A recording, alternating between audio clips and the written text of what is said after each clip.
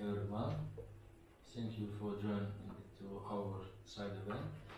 Today we organize side event related with Azerbaijan parliamentary elections and crackdown which is happening with outspoken voices, with critics, especially journalists and human rights defenders, which is prosecuted just for his professional activities, for exposing human rights violations, corruptions, and other illegal activities in our country.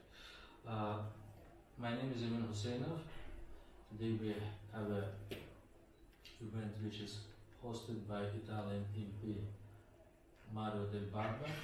Unfortunately, Mr. Del Barba not able to join us because it's like technical issues for when he's agreed to host our event. He's also obliged to participate on other meeting, but again we try to say our thanks to Mr. Del Barba for organize this room, organize access for us like as the civil society to participating on the OSCE Parliamentary Assembly winter meeting in Vienna.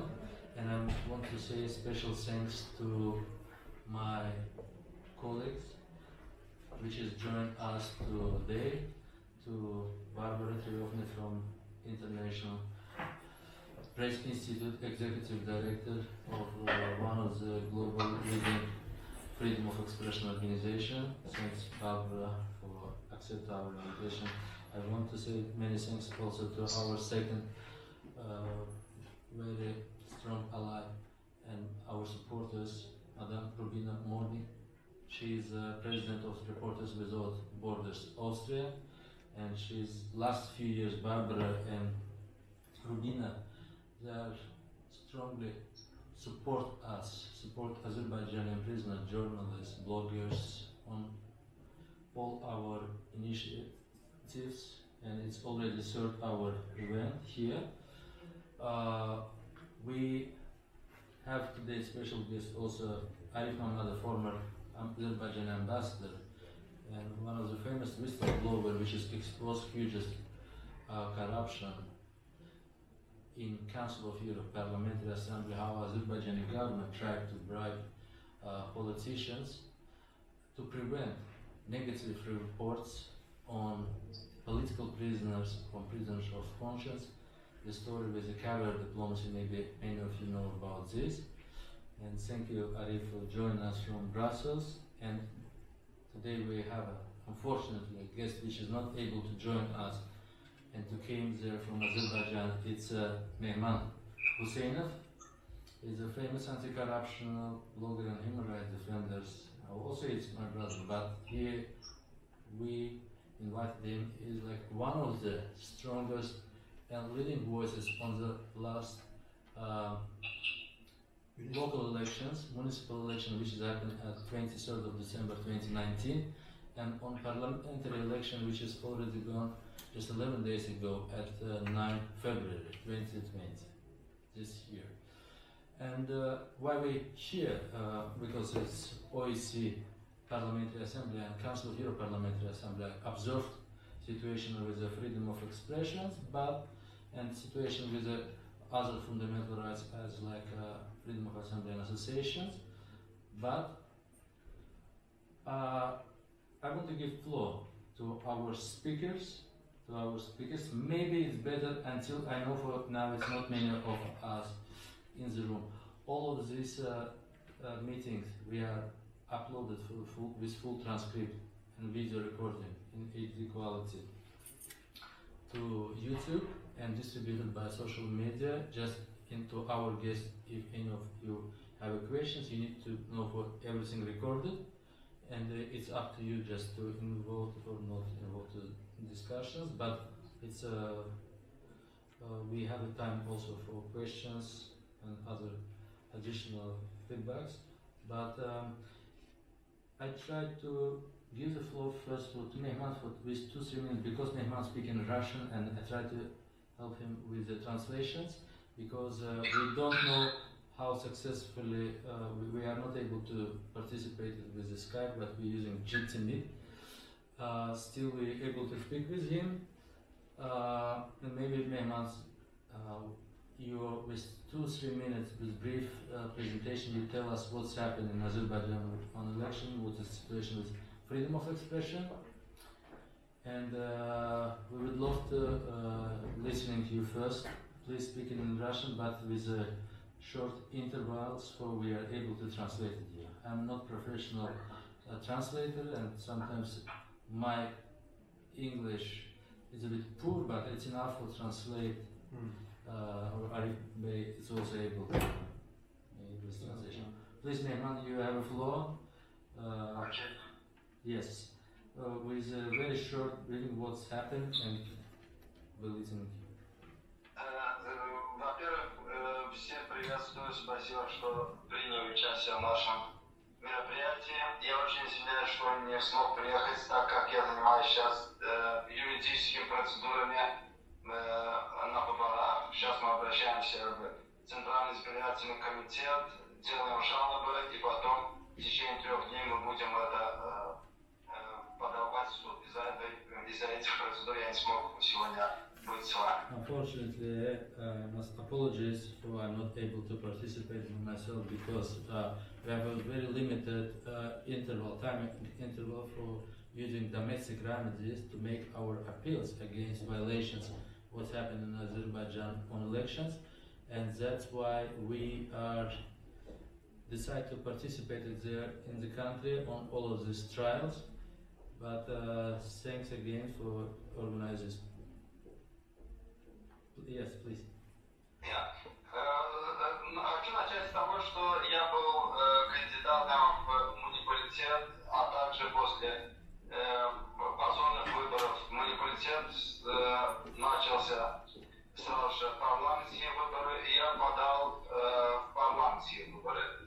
И в обоих этих выборах мои голоса, то есть это единогласно было, моя победа была, значит, официально, то есть официально соглашена, что Мехман Гусейнов набрал голоса и в муниципалитете, и в парламентских выборах. Но так как мы учитываем реальность Азербайджана, то власти Азербайджана пошли на фальсификации, позорные фальсификации выборов. И вот сейчас мы, некоторые кандидаты, мы делаем протесты, подаем жалобы в Центральный избирательный комитет. То есть пока что давайте начнем с этого.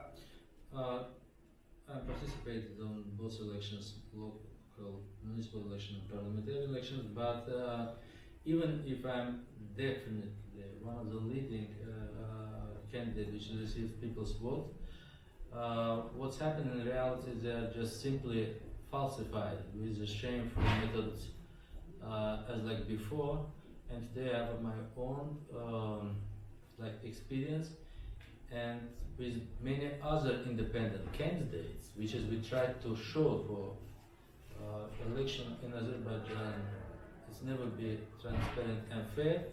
We just started using all legal possibilities and mechanisms to make appeals on the local level, and after continued our struggle together. Парламентских выборов, во время парламентского, значит, выборов. During the parliamentary elections, самый большой скандал был the biggest scandal was депутат, который that a deputy who has been for 10 years representing in the parliament, he wanted to provoke me and propose me the bribe so that I withdraw my candidature.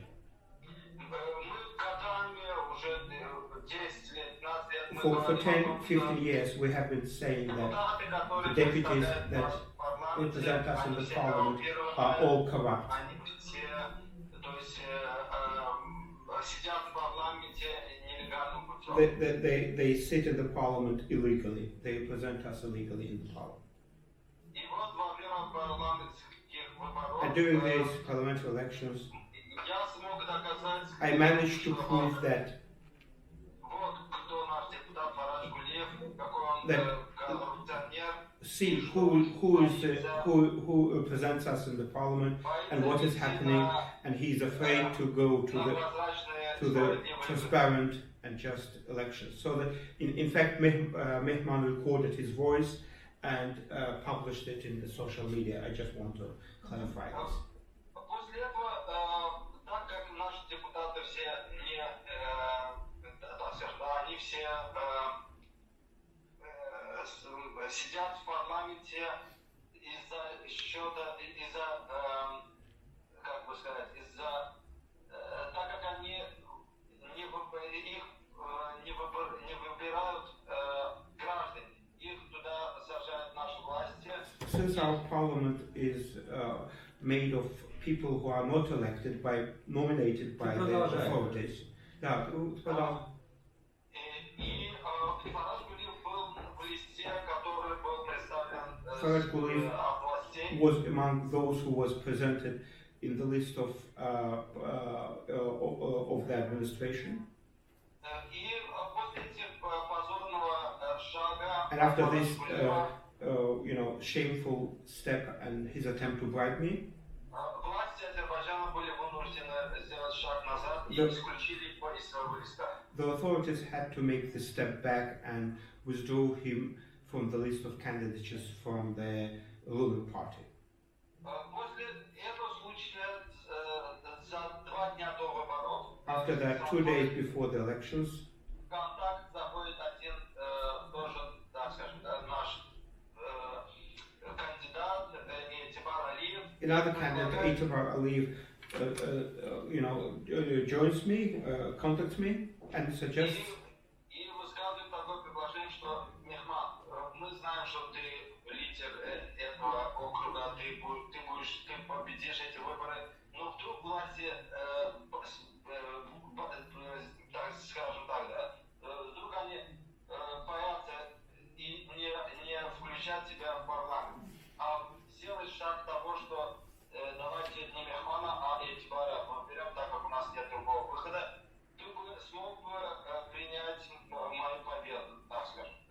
he said that, since authorities would not accept you anyway, would you agree, because for the authorities, as they withdraw Faraj Guliyev, they might accept me, Atibar, so that would you agree that I be, a winner from this, electoral district? И я ему ответил, что I replied to him that мы боремся за that справедливые we fight for the just elections, обманывать людей, and we shouldn't обманывать deceive наших people избирателей. and deceive our electorates.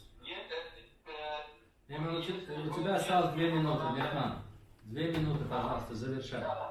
Если вы выиграете справедливых выборах, то я готов принять вас как победителя. And he said that if you, Фальсифицировано, то Mehman said that if you really win in the just elections, I would congratulate you. But if you are going to manipulate and to be, but then of course not. You would be the same as others.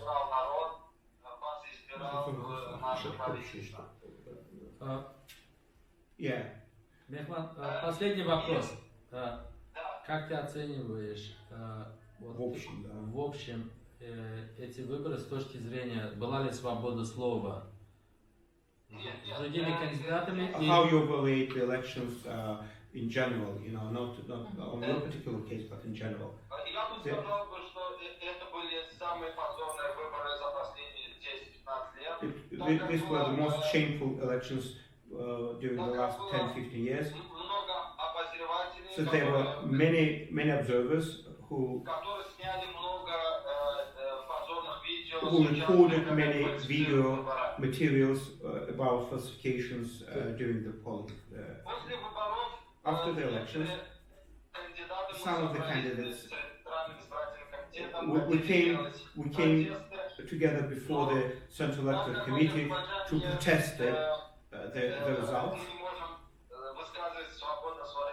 But since in Azerbaijan we cannot express freely our will or organize free protests, with the help of the police forces, our gathering has been, dispersed. With the help of the police force.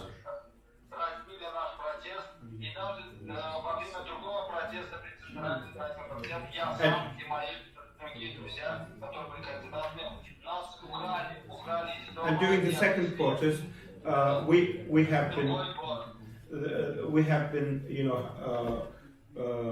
taken by the police, and taken to outside of the city, and that's it.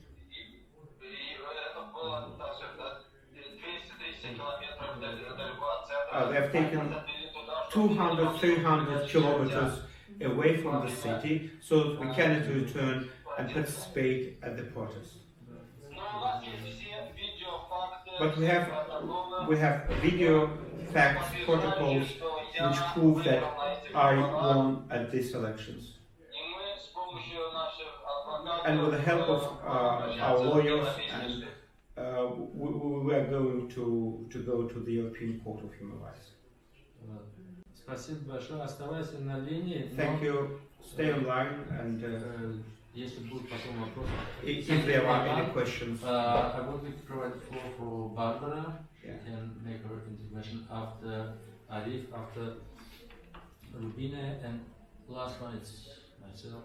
I can give my conclusion remark. And please. Sure.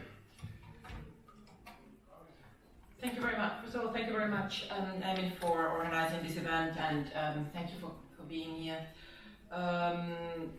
Unfortunately, it is what Emin mentioned at the beginning, and what IPI, the International Press Institute, which is a global network of journalists dedicated to promoting press freedom and independent journalism around the world. What we have been facing for many years now, 5, 6, increasingly so, in trying to counter press freedom violations in Azerbaijan is a great level of I wouldn't even call it lack of interest, but it's probably, on one hand, is lack of interest, is lack of spaces to discuss these type of issues, and Emin has done a great work in ensuring that this issue is on the agenda at various international events. In the end, it is also generating a lack of funding for civil society or anybody to do work on Azerbaijan. We were discussing, before this event started, we were discussing the report of the OSCE elections observers about the most recent elections in Azerbaijan, and how the report has highlighted a number of very serious violations that basically would lead to believe that the elections were everything else but fair. And the report has received very little coverage within the country. The reason for that is that civil society within the country, I don't want to talk about the opposition, I want to talk about civil society. Certainly independent journalism has been starved for many years, and today basically has no possibility whatsoever to exist. Attacks against journalists in particular go from imprisonment. A number of journalists are imprisoned, have been imprisoned for many years. We know that the judicial process is not in respect of the rule of law. There have been killings of journalists. Some of those killings have been confronted with complete impunity. In some cases, the case have been come up to the attention of the European Court of Human Rights. Actually, many of the cases are currently at the attention, under the attention of the, considered by the European Court of Human Rights. But there is very little movement even there. In some cases where the court clearly issued rulings condemning Azerbaijan on different things, on different levels, the country itself has in many cases not accepted the rulings of the court. So we are seeing a number of immense challenges that certainly local civil society, but even international civil society groups face in trying to address violations of press freedom in Azerbaijan. And the situation is getting worse, has been getting worse for many years. Additionally to the imprisonment of journalists, the killings, journalists are being attacked all the time. A lot of journalists who try to cover the elections, where the most recent elections were beaten, were briefly detained. Harassment happens on many different levels, from physical violence to online harassment to other ways to intimidate journalists, and it is extremely effective, unfortunately, in spite of the fact that many journalists in Azerbaijan are still incredibly courageous. A number of international bodies have expressed very strong criticism of Azerbaijan, most recently the Parliamentary Assembly of the Council of Europe. Their report has highlighted a number of very serious violations and related specifically to freedom of expression and press freedom. They said the threats to media freedom and the safety of journalists have become so numerous, repeated, and serious that they are jeopardizing not only citizens' rights to be properly informed, but even the stability and smooth functioning of our democratic societies. In November, following a country visit by the European Court of Human Rights, European Council's Commissioner for Human Rights, she said that also that she saw no progress, that no progress has been made with regard to protecting freedom of expression in Azerbaijan. While all these attacks have been pointed out, have been brought to the attention of the international community, still there is very little reaction to it. And in the end, the fact that Azerbaijan can continue to breach its commitment to the European Court of Human Rights, and certainly also, to the Council of Europe, and certainly also to the OSCE, in complete impunity, is highly problematic, not only for the country, but is also very much challenging those institutions which are key to the protection of human rights in Europe and in the Council of Europe and OSCE region. IPI has been calling, and I take this opportunity to do the same, has been calling on bilateral and multilateral human rights mechanisms to dedicate much greater attention to Azerbaijan, and because unfortunately what is happening in the country, if we allow a country who is a member of the OSCE, a member of the Council of Europe, to dismantle democratic institutions to this point and to basically silence journalism to the point that no independent journalism exists within the country, that very little independent journalism is allowed to exist within the country, then if existing European institutions are not able to react to this, then we are facing a huge problem also in other which threaten other regions as well. So it is important to make sure that this is not setting a precedent. Emin, I'll leave it there for now, and then I'm happy to pick up on any specific point as you would like me to later on. Thank you very much. Thank you, Barbara. I just try to make a small change. Maybe we can give floor to Rubina, because she mentioned issues what's recently happened, violations after elections, when journalists which is covering electoral process and post-election process in the middle of Baku, they forced by law enforcement agencies, and reaction of Azerbaijani officials, what they say and how they are sure, how they respect on the OEC commitments. Please, maybe you can briefly say something. What do you think? How they need to react? And what is reaction happen? Counterproductive reaction. First of all, thank you very much for inviting me. First of all, thank you very much for inviting me while I'm representing Reporters Without Borders here in Austria. And we are as well an organization fighting for press freedom, for freedom of information, and for freedom of opinion. Our headquarters in France, in Paris, they are observing Azerbaijan very, very extensively and very carefully.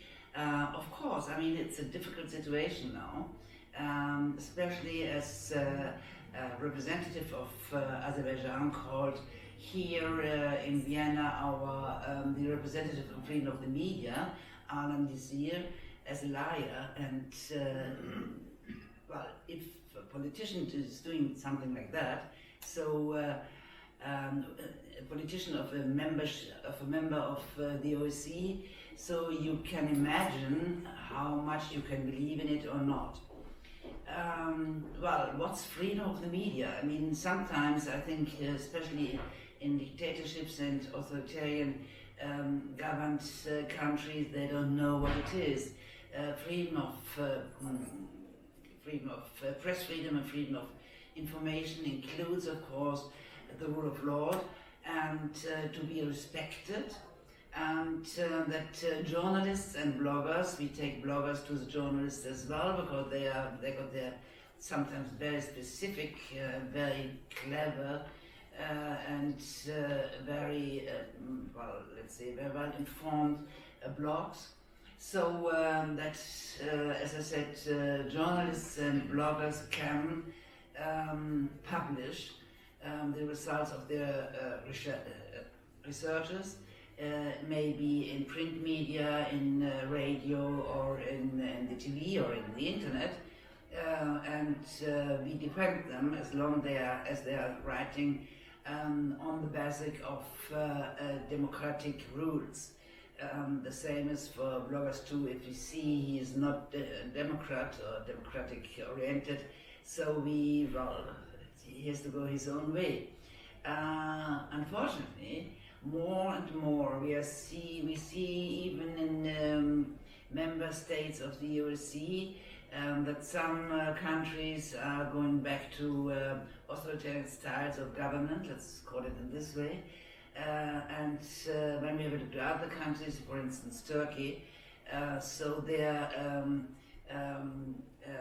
journalists are imprisoned and sentenced just without any reason, but somebody said, well, he's a liar, or he did this and that, and it's corrupt. So it's just to get rid of journalists and media people, and that's very dangerous, because if you just, as a government, if you just sell one opinion, your opinion, to society, so they of course don't have the chance to compare it with other information and to build an own picture of something that's true, or what's called truth. So journalists are very, very important for a very good liberal democracy, and we all want to live in the democracy, and so we have to fight against authoritarian structures. And what's going on in Azerbaijan, what I heard now, it's really very sad. And I hope even the European Council will get a chance to better the situation in Azerbaijan. Thank you, Dina. And Arif, please give your feedback. You have 5 minutes. Thank you, Emil. I would like, first of all, to thank sponsor of the event, Mauro del Barba, for organizing this event, but also to Barbara Rubina for joining us. I would briefly say about situation before the election and afterwards. To be a position in Azerbaijan is a very, very difficult thing.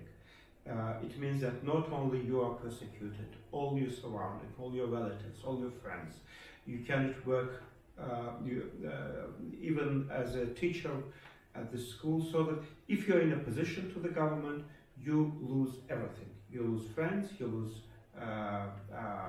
your job, even you cannot help your marriage of your children, because those who provide the place for marriage, very often they say, please, we didn't know that you're in a position, please, we cancel, we return your money, but please don't do it. So you can't hold meetings in the hotels, because even if you have money, because hotels are rejecting, public places rejecting, so that the only place is on the street, but if you go to the street, you are beaten. You are tortured.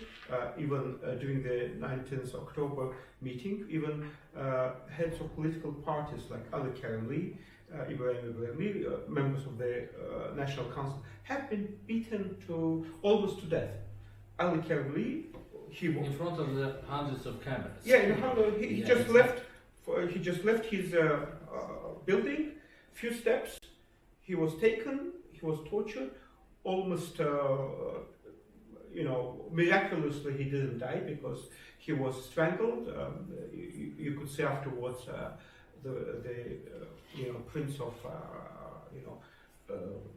strangling and snitches in his head.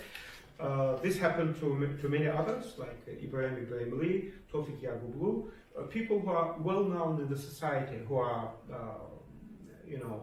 public people, and they didn't even resist, so that they were arrested without saying anything. Just on the way out of their buildings, they have been taken very rudely, tortured, even not in the police, on the way to the police station. So there are like buses, police buses. They beat in the bus, but then they bring to the police station.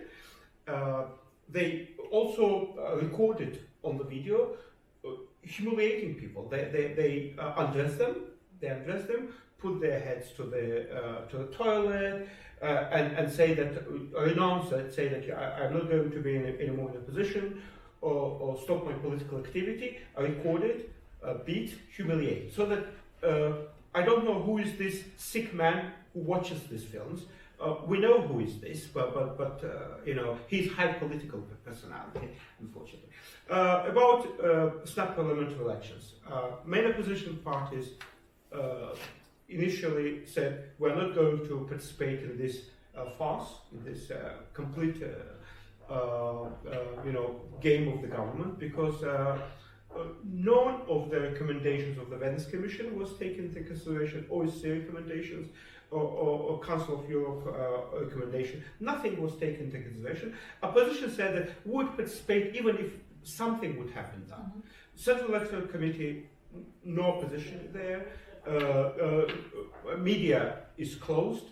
All opposition media is blocked, so that how to participate in the elections? No possibility to organize demonstration. You cannot meet with the people. You cannot travel. outside, even as we have seen that even if you go from the outside of the building, you are arrested, beaten, and tortured.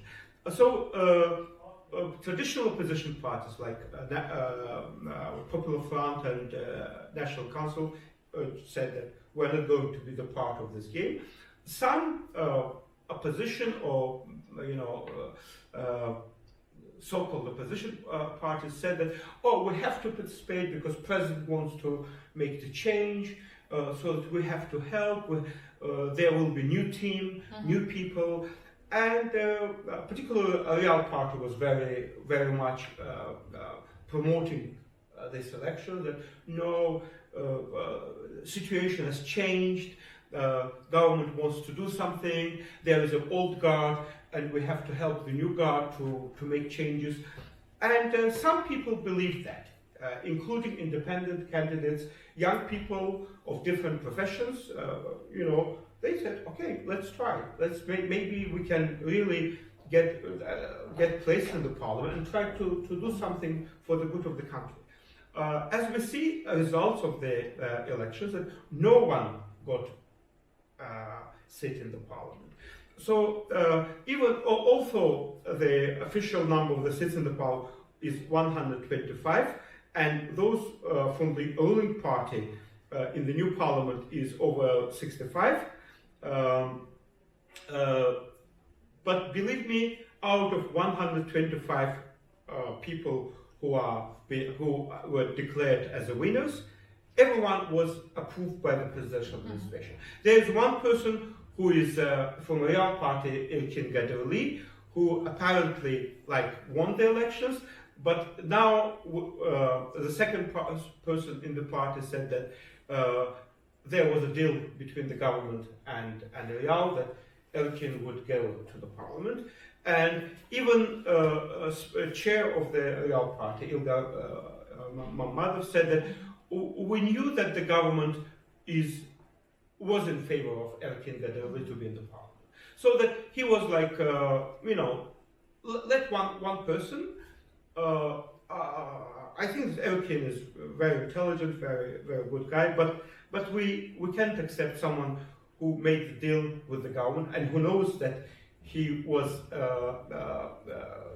government was stuffing the bulletins to support him. Is not correct way for the person who pretends to be in a position. As the OSCE observer mission evaluated the elections as restrictive legislation, restrictive legislation and political environment prevented genuine competition and choice. 90 political parties, so-called parties, but they are all the same as New Azerbaijan Party, no difference. They are just fake parties, and more than 1,600 independent candidates participated. But unfortunately, again, no one of these young people, lawyers, doctors, who genuinely believe that they can win, and they really won elections. And I believe that for the government it was a missed opportunity, because these people have never been critical to the government. They just were people who are intelligent, good people, who would probably vote also for the government proposals, but probably they will present some fresh ideas. Even government was not ready to do this. I just have one final question about perspective with freedom of expression, because one of the reasons why opposition decide to make a boycott of these elections, they say for one of the important part of the freedom of this free and fair elections, which is freedom of expression, totally limited in the country. It's no floor even on the public TV. What do you think with this social media, when now it's new era? We don't need too many cameras even here. We have a small cameras and we are broadcasted, and hundreds or thousands people able to see what we're talking here. Do you think the reason, is true reason for make a boycotting election even if you don't have access on the public TV or state media? Yeah. Firstly, I would like to thank Observer Mission for the great job they did, but the main observer in the election was this. So, what made the change vis-a-vis the previous elections, that people were using their personal smartphones to register all the irregularities. Now, if you compare with the previous elections, number of registered, documented, videos are thousands, because everyone, observers, independent candidates, they were, turning their cameras and they were seeing everything what was happening.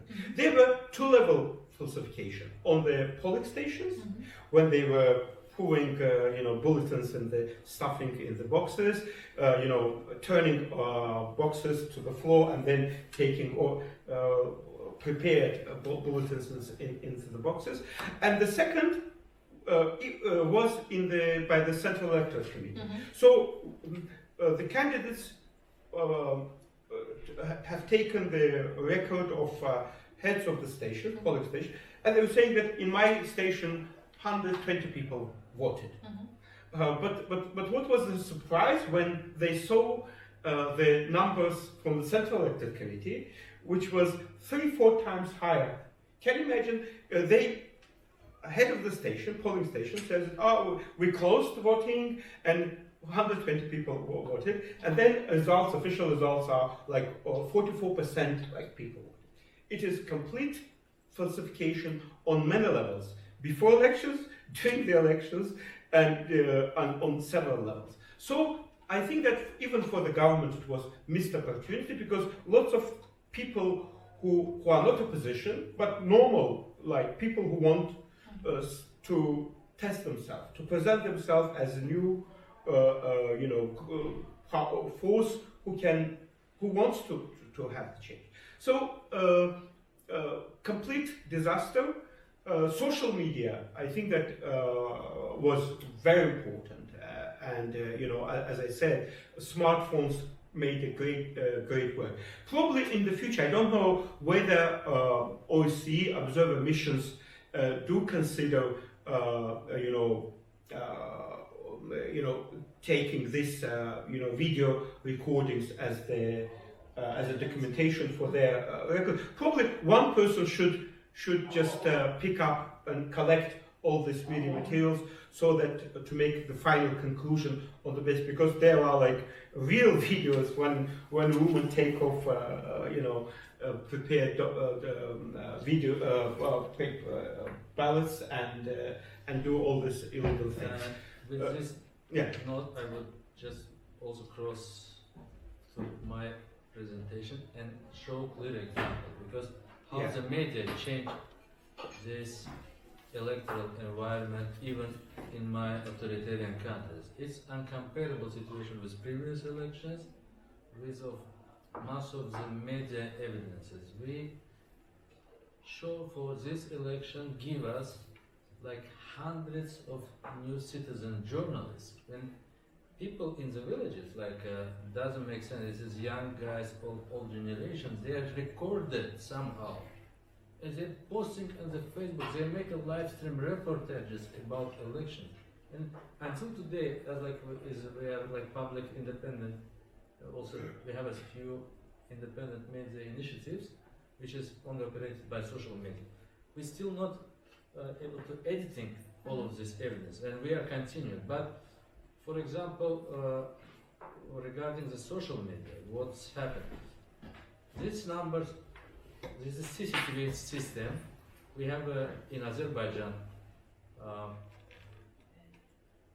all polling stations, like 33% of all polling stations in the whole country equipped with the CCTV cameras, which start to broadcast recording. It's our one of obligation in front of OSCE and Council of Europe. They are not installed cameras in all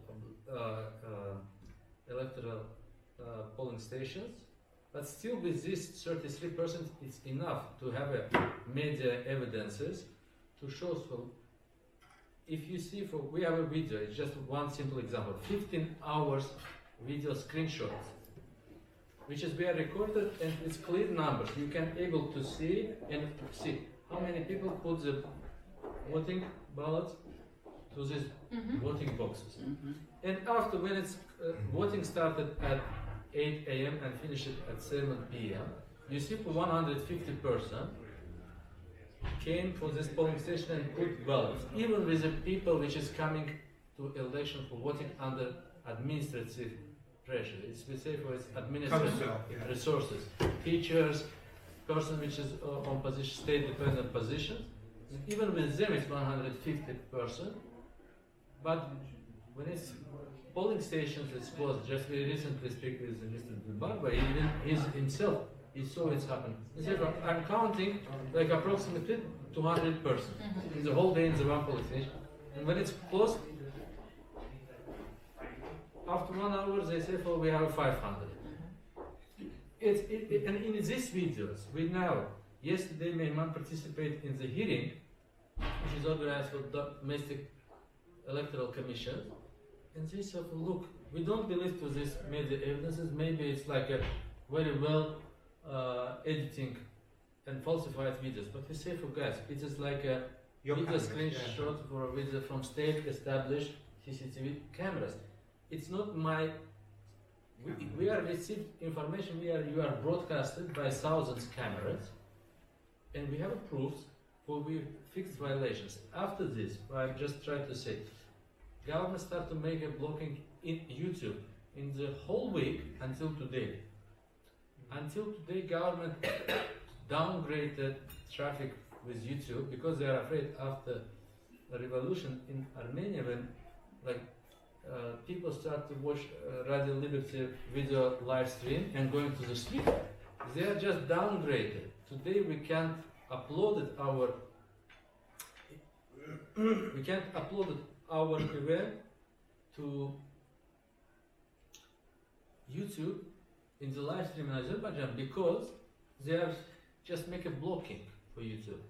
We are uploaded after this recording. But again, even if they are afraid to provide the chance for live streaming, and this is example for we don't know what's happened next, but it's true for after election. We have a new massive crackdowns against people's rights, not against only journalists' rights. People's rights to know what's happening in country. People, thousands of people send to our hotlines messages, but we can't have access to YouTube because before it's only YouTube and Facebook provided some kind of small alternative like island of the freedom. But even today we have a serious dilemma for what's happened with this social media, and again we call to OSCE member states to push to Azerbaijani government to force them and start, even if it needed, international sanctions mechanisms to prevent all of these possible negative efforts, which is we expected happen soon. Again, regarding the journalist safety, today we have many journalists inside the prison. It's Polat Aslanov, it's Araz Guliyev, it's Elchin Ismaili, it's Afgan Muhtarlı, which is kidnapped in Georgia and transferred illegally to Azerbaijan. It is many other journalists and outspoken persons which is kidnapped. Even we have a case now, one guy is kidnapped in Ukraine. It's video blogger. It's not super professional blogger. He is just very critical. But they are make a deal with new Ukrainian government and send him to Azerbaijan without right to appeal. Can you imagine? We have cases before with Turkey, when Turkey extradited journalists without right to stop this extradition, because each person, even the government, want to extradite him on the third country request. This person have a right to make appeal. Like in Turkey, if you say, well, I have my life endangered in Azerbaijan, they need to provide legal support, access to the lawyer, but this journal, Zaltmir Kadyrov, is just sent it by Erdogan regime. But we are surprised for this happened with Mr. Zelensky. When Ukrainian government sent it him. Can you imagine? Zelensky, when she's in everywhere, is say, we are Democrats. This guy first tried to extradite it from Russia to Azerbaijan. Even Russian government, from St. Petersburg's court, they prevent his extradition. I don't agree with this. But no, I just told you, it's for me it's like legal issues. It doesn't make sense. Well, I'm not supporting the person what he say and how he say it. But the person, sometimes OSCE member state, they just simply extradited the people like Turkey, Georgia, and nobody responsible. And today, Afghan Muhtar is in 2017, which is already 3 years is in prison. Nobody even responsible in Georgia. Regarding the journalist which is under pressure, it's still since from 2014. Khadija Ismailova, she is famous investigative journalist. She is under travel ban. She is released after 1.5 years imprisonment after international prison, but still she is like hostage in her own country.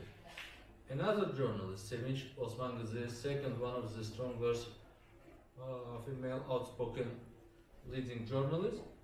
She's decided to leave the country, but they are tried to force her even in US in political exile. They tried to organize blackmail campaign against her as like previously do with Khadija Ismailova. They make everything what's possible, and sometimes they third countries like OSCE member state, they are not making enough to protect these outspoken voices on its territories, unfortunately. Even now we have cases when Azerbaijani law enforcement agencies, Special National Intelligence Service, try to terrorize the journalists in France, in Netherlands, in US. Can you imagine what this guy is able to do? And we addressed to these member states to even protect these people which is already accepted as like refugees, and continue his strong activities on provide additional platforms to develop the critical mind in Azerbaijan, because we have a serious problem with the issues. And finally, today we have 7 journalists in prison, more than 120 political prisoners. We are again, as I remember, welcomed OSCE and OSCE Parliamentary Assembly and Council of Europe Parliamentary Assembly also did joint statement regarding election in Azerbaijan. One of the reasons for when we try to provide additional testimonies and evidences for post-election period started now in Azerbaijan. It's a very difficult situation. Only for last 11 days we have 100 massive violations against the journalists. Journalists, as Rubina said before, beaten in the front of the Central Elections Commission. They are just filming. Most of them just lose his equipment. Some of them, even they broke the ribs for the journalists or broke the arm. And after they say, look, it's nothing happened. They are accidentally happened, and this is not journalists. They are protesters. And they even not don't have any shame. They say for 2 high-level officials from presidential administration and head of the public affairs department of Ministry of Internal Affairs, they say for Harlem Desire, hired official from OSCE which is responsible for freedom of expression. They say for namely, he's liar. He's lying when he very outspoken against Azerbaijani government, and nobody able to believe him. And even they call to few independent news agencies. They say you must delete all materials which is published from this document. But they say, look, guys, it deserves office official press releases. But we are going to court. Don't want to talk about this defamation and other things. But now again, with the conditions when in country have bloggers, journalists in prison, when you don't have even access for public TV, when its internet started to limit it day by day and situation going to wrong directions, we believe we need to show to this government for their not respect, and somebody need to force. And I'm always try to remind to many OECD member states because they are not understanding just simple silent democracy against, as like civil society from Azerbaijan. We call to all stakeholders use all potential sanctions, because only even call for sanction from intergovernmental, interparliamentary institutions, high presidency. Hello, I'm very sorry, but Yeah, we know for you are so making many lots of. meetings. Thank you. It's just George Tsereteli, president of OECD Parliamentary Assembly, is also met with the president. Sometimes we want to say thanks to them, they are able to take it out one or two journalists when we ask them, but unfortunately they are not able to release and to make success with releasing all political prisoners. And last time in Azerbaijan, when we have a success with releasing of Mehman Hussein, we just after 3 weeks received our government released 51 political prisoners, but after this revolving door started to work.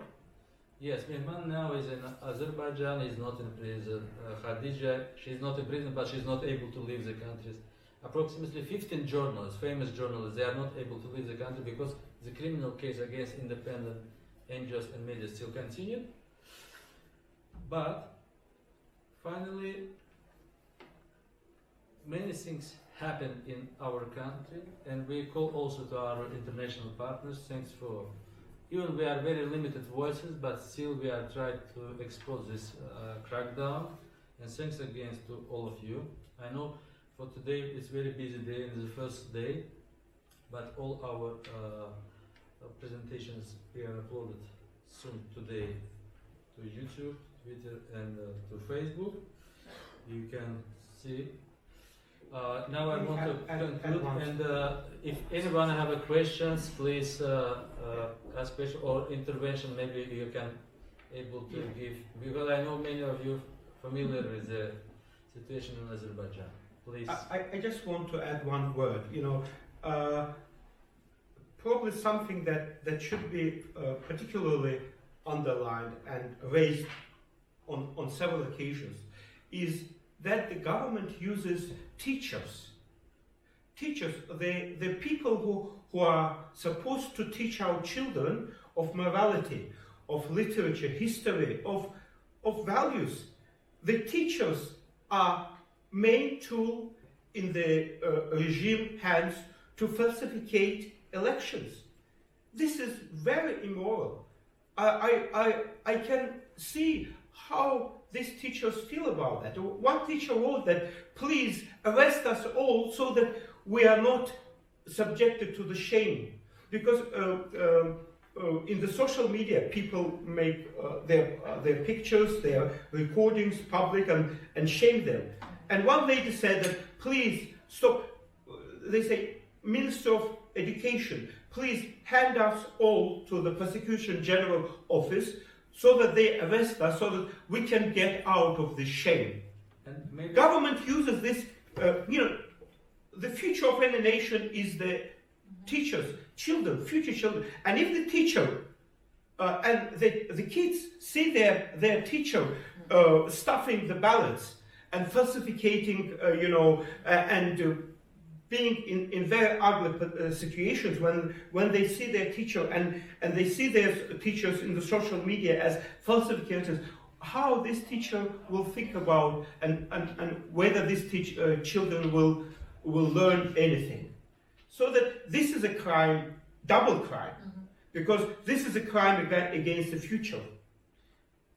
and I just want to say some positive note. I'm not think we are very hopeless situation, because today few politicians asked me for why it's nobody, we don't have super massive protest in your country.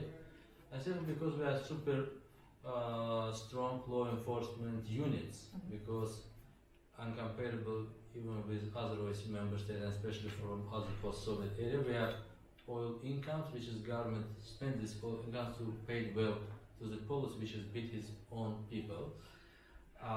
It's uncomparable with Russia or Kazakhstan, or sometimes even with Belarus. Maybe the situation worse in Azerbaijan compared with Turkmenistan and Uzbekistan.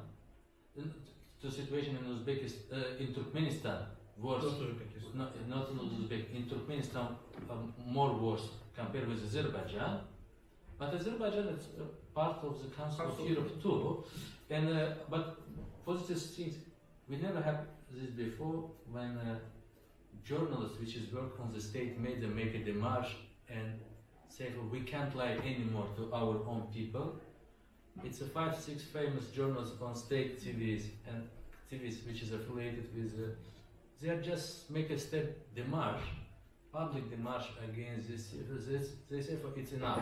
We are lying last 20 years, we can't manage. Even with stay jobless, we don't want anymore to participate on this. And with this, like some good hopes, I think maybe people won't, but we still need to continue your support, like civic solidarity. And I hope one day we also have a situation which is our neighbors, like in Georgia, in Ukraine, in Baltic state, in everywhere where we see real democratic transition.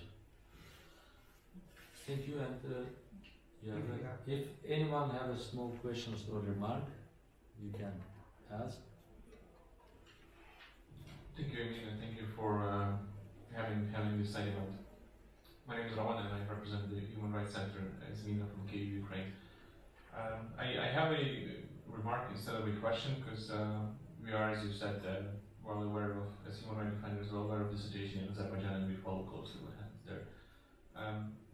The problem that I see, and it also is probably, there's a good illustration of that problem here in this room with the attendance, is that for countries that are the biggest perpetrators and violators of human rights, and that are members of OEC, oftentimes platforms like this parliamentary assembly are seen as a legitimization places. Because we're a few steps from us, it's a different meeting. It's an exhibition by a country that is also notorious for gross human rights violations. And there's a lot of people there, you know, and the delegation members of this country are walking around very proud of themselves in nice suits with nice catering, and smiling and shaking hands with other parliamentarians of OEC member states. And you wouldn't say that these are the same people who are responsible for those violations in these countries. So the rhetorical question, which I don't expect you to answer, is what is OEC doing, and is it doing enough not to let countries like this to feel comfortable walking around, making side events, making exhibitions, and being part of this club of gentlemen, being part of this club of normal countries that respect human rights, that have some decency when it comes to fulfilling all the recommendations and you know, living up to the principles of including OSCE as well. It's not just Azerbaijan, it's not just the country that is holding the exhibition. There are more countries, including EU members, who are not seeing enough resistance in platforms like this, which is not good, I think. Thank you. Thank you. Today we have a few reasons why its attendance is not high, because from civil society we have 3 other our alliance organization which is organized parallel side events. It's not outside event, but it's absolutely true. For example, it's Russian delegation. I try to say namely, they are organized like a nice reception with, as we say, we have experience already. We name this caviar diplomacy. Maybe Russians doing this with this like other diplomacy, vodka diplomacy, but it's not issue. They are trying to. It's only visible part of the iceberg. How these authoritarian states operated there. They organize these exhibitions with nice catering, but it's also another invisible part of the iceberg. They are trying to manipulate with economic tools to make a complete silence around the problem with human rights, with regional conflict, And if you see, it's Russia, they're able to have a success with this gas interest, with gas policy, which is successfully implemented by Gazprom and Rosneft and by Putin regime. Same thing happened with Azerbaijan. Unfortunately, again, we are civil society. We don't have sometimes tickets or money to invite Mehman here or other people from Azerbaijan. It's not only us, it's many international partners have limited programs on Azerbaijan. And Barbara talking about this, and we believe it's OSCE member states need to decide to make similar attention to own member states. When this conflict in Ukraine started, we are always pessimistic because all attention from Azerbaijan moved to Ukraine, to the conflict in Donbass, in Crimea. The situation it's also started going on worse direction with this crisis, with the Syrian refugees in Europe started, or the situation after coup in Turkey, when it's hundreds of journalists arrested in Turkey. One day, all the European Union started to talk about only imprisoned journalists in Turkey, and most of the people we just talked before about Azerbaijan just don't have time or enough energy or resources to covering this topic. And this systematical problem, I think it's one way for cross these problems is operated with a serious like civic solidarity, with the solidarity of a non-governmental organization, because we understand each other, and sometimes if they try to shut and cut our voices, they can't able to have a success. We provide our written materials and the additional like the side event, just like it's informative sessions. We know how many politicians attending to Azerbaijan. It's 75 politicians from OSCE. And yes, some of them just sent message for we are on the other side event, or today's few plenary sessions, they change agenda. But again, in OSCE area, generally, civil society don't have equal voices. Maybe it's my personal opinion, but compared with other institutions, like in Council of Europe, role of the civil society is much more clear. We are able to do this, but maybe it's limit of the time also. It's many countries, 57 member states. You come in there, it's, I think for OSCE, the one side event organized by US delegation, or another one by Russian, and most like anti-Russian and most outspoken on problem with Russian stakeholders attending to this side event. But again, it's Azerbaijan government. Do you know how many difficulties we have with this event? They have tried to sometimes thanks for independent politicians, but even find the sponsors for the side event, it's very difficult, frankly speaking. Because when you ask politicians from Germany, from UK, even from some other countries, they say, oh, you know, we are busy with this, or we can't host this. Because for hosting this side event, it doesn't make any kind of like a financial support. The politicians just need to sometimes agree and say, okay, I put my name under this formal procedure to provide you room. Even for provide these badges, it's also difficult. You need to ask the politicians. It's not here, it's also in OSCE ministerial meetings when civil society, then we have a civic solidarity platform. Sometimes it's managed, but here you need to, for each representative of civil society, you need to make anything where it's OSCE, maybe parliamentary assembly need to change these guidelines of the rules and give alternative chances for us. I will also organize exhibition in this auditoriums. Just I understand politicians are super busy. They are only booked her schedules in advance. But let's do try to do something together, like some exhibition on the exposing the human rights problem with other fundamental freedoms in our country together on exhibition. If it's government able to organize this exhibition with a nice placard, I want today to just publish few invitations. I can't because Russia put like this huge billboards in front of the printers. And I said, for guys, can I print something? But no, you can't, because we have this installment here.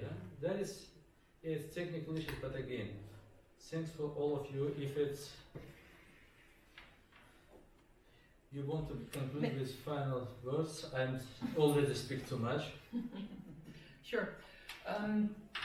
Yeah, no, I wanted to go back to what you were saying, and it shows exactly what I mentioned at the beginning, like that what is happening in countries like Azerbaijan is challenging our international human rights mechanisms, because you can say, oh, Russia did this or that. If the fact is that ever since this organization, the OSCE, passed a very important decision about a year ago about the safety of journalists, not a single article of that decision has been implemented. There is no mechanism for implementing. There is no mechanism for monitoring it.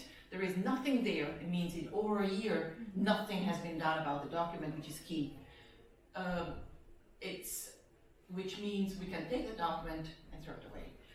So it shows, it's just one of many examples of how there is a lack of political will. You and us around this table, we can do whatever we want to raise awareness. I think every single person in this building knows what is going on in Azerbaijan. Of course. In more or less details. But we know what is happening. That nobody is acting upon it is a different problem. So I think that is exactly what I meant, that there is, unfortunately, this institution as a human rights body is made irrelevant by the actions of a country like Azerbaijan and everybody else who's accepting that, and that's the real problem we're facing here. Thanks. Yeah, your final. Yes. Well, sometimes I got the impression that human rights and press freedom are out of fashion, let's say. It was very, very important after World War II, and it was while the Human Rights Declaration of the United Nations was formulated in the sense of never again what happened in the Nazi regime, during the Nazi regime, partly our Stalin regime, and the Holocaust, and World War II. So that's why they created this declaration to describe what are human rights, including press freedom and I think it's Article 19, 13 or 19, press freedom, freedom of information, and freedom of opinion. And so everybody, especially the Western world, absolutely agreed and installed these human rights in their constitutions as well, partly. And then the next step was 1989, when the wall in Berlin fell, and it was the beginning of the end of the Soviet Union, and well, the former members of the Soviet Union started to be democracies, tried to be democratic regimes, imported democracy, let's say, to their countries, and it was a new democratic step to the future, let's say. And that's, again, this is already 30 years ago. And now, well, then that's on. Then the OSCE got the representative on freedom of the media in the second half of the 90s. And everybody was exhausted. Yeah, that's a good idea, and we want to be members, and we want to support the representative of media, and we are democratic, and so on, and so on, and so on. And nowadays, so it's nothing new to be a democrat or to have a democratic government. And well, to live in democracy and to govern democracy is of course much more difficult than to govern in a authoritarian system. And so some of the countries again fell back to authoritarian methods. They started to neglect human rights, they started to neglect press freedom, they started to respect journalists, and unfortunately even the American president said journalists are liars, and they are the enemies of the societies. So that was something glorious, this quote. for other countries who just, let's say, destruct democratic systems. So that's why we, the civil society and organizations like IPI and like Reporters Without Borders don't give up to fight for human rights and to fight especially for press freedom and freedom of opinion, because I think we need that. And we need as well the freedom of opinion to that people could show what they mean, and that journalists could write about what's really going on. The journalists get the time to do research work with the double check or triple check to know, and not only to quote the politicians and just being holding the micro to them. And of course, that's hard work for everybody, but I think it's worth doing it, and I think we support as well the civil society in Azerbaijan to come through with their really human and correct questions to the government. Thank you. I think we need to conclude already. We take too much of your time. Thank you for your solidarity with us, and we soon, in a few hours, upload a full version of this our presentations to YouTube. And thank you, Mehman. Can you hear us? Maybe.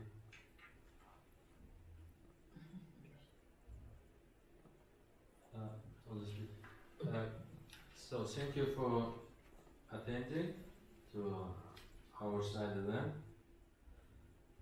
and we hope to see you soon here. Hello?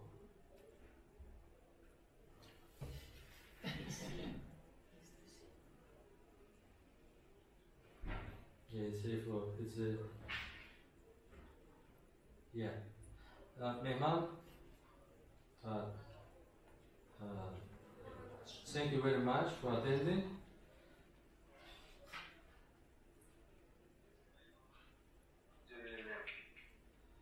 Okay, take care in Azerbaijan. So, thanks again. And yeah, we are still here next 2 days, and we are continuing to inform our partners and friends about realities of issues this post-election period, especially with journal safety and safety of other critical voices. And so sorry for we are not served any catering. We stay here without. But you can go to Thanks, Amin. Thank you. Thank you.